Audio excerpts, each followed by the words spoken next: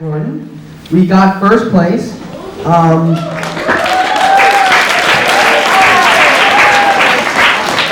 Which means that we get to go to the statewide competition. One aspect of this competition is to make a project. There's a theme every year. This year's theme is trash and recycling and how we deal with those. And so we had to make a project about a type of waste that's not being dealt with as well as it could be, and if there's a way we could make dealing with it better. 95% air and 5% foam. And foam is made out of really dangerous gases and chemicals, which makes it really bad for the environment. And styrofoam also doesn't decompose that quickly, and you can't recycle, and only some recycling plants actually affect styrofoam. And as I said earlier, there were dangerous gases and chemicals in it, which means that it's bad for the environment if styrofoam is just lying on the ground. And it also has a very bad impact on human health. The workers that make it, there have been some really bad health effects, including irritation of the skin, eyes, depression, headache, fatigue, and weakness. And for the general public who use styrofoam when they're eating in it or drinking out of it, the styrofoam actually leaches into the drinks and food that are served in it. So some people are trying to deal with it and recycle it. So the main way people are trying to do it is like they're taking it and then they're shredding it, and then they would melt it, and they would then send it to companies who would blow air into it and create it into new objects. It also can be recycled by giving it to companies who turn it into bricks, and then they actually mix it with a lightweight cement to create lightweight building blocks. And then you can also give it to like art stores so they can use it as like an art project. There was a new discovery in the past few years where researchers took mealworms and they fed the mealworms the styrofoam, and the mealworms actually ate the styrofoam, and then their waste was biodegradable and just like dirt.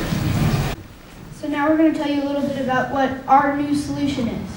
So before we actually came up with something, we had to try a few things to see what worked. Some of them were our own ideas, and some of them were things that they're already using. One of our own ideas was acetone, but we chose not to do that because it had serious harmful effects to the environment and primarily people. Then we actually did try using the mealworms, but we found the problem with that is that they eat about the size of a pill each day, 100 of them.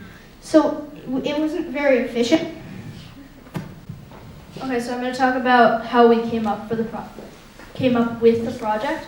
So first we had a little idea building session where we just came up with ideas of things that are bad for the environment and that people don't recycle very well.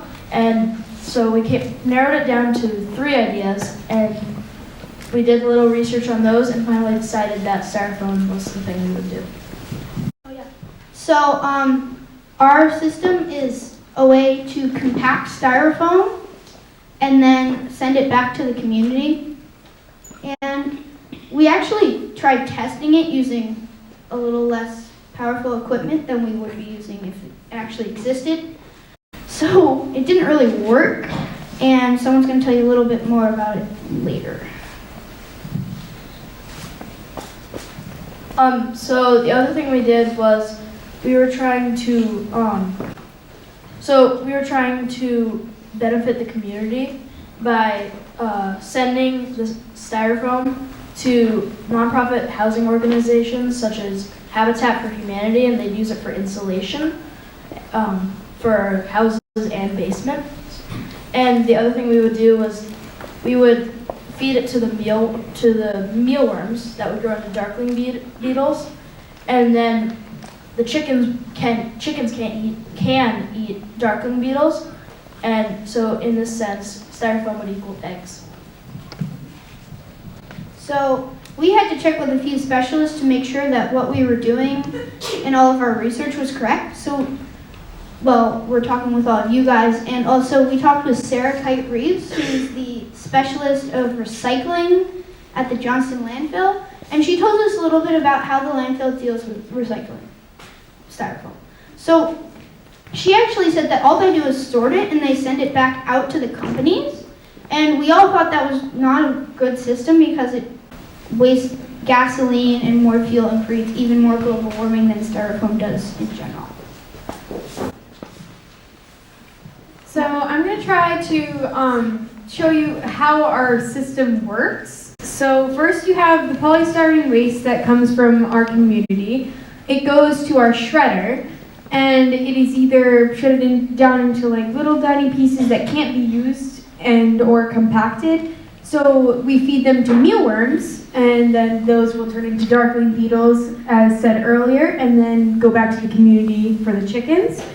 Or it will be compacted from our hydraulic press into insulation blocks or sheets, and then those sheets will go back to the community for nonprofit organizations or just for housing in general.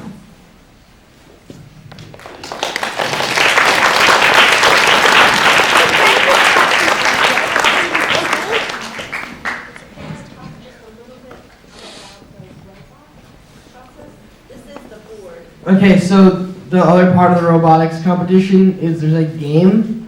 This picture isn't that great, but it basically depicts some of the missions that you have to do, and it's all themed with actually similar stuff to what we're doing.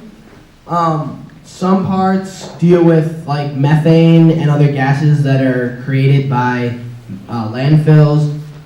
Transporting the goods and to recycling plants and all that is a big problem. It causes a lot of pollution and uses a lot of extra energy. So a big goal of recyclers is to be able to have everything in a small space that's all right where it is.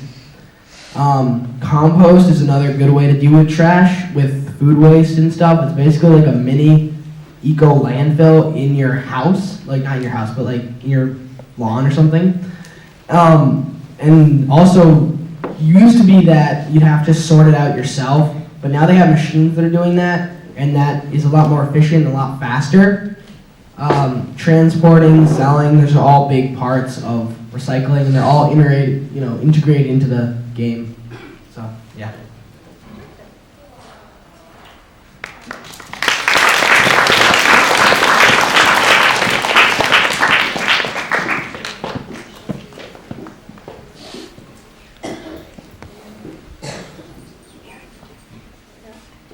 So I guess we're gonna present a bit on the robots themselves. Yeah, just, you don't have to tell them too much, but maybe just show them what it looks like. It's like the ones that you guys are using in science right now.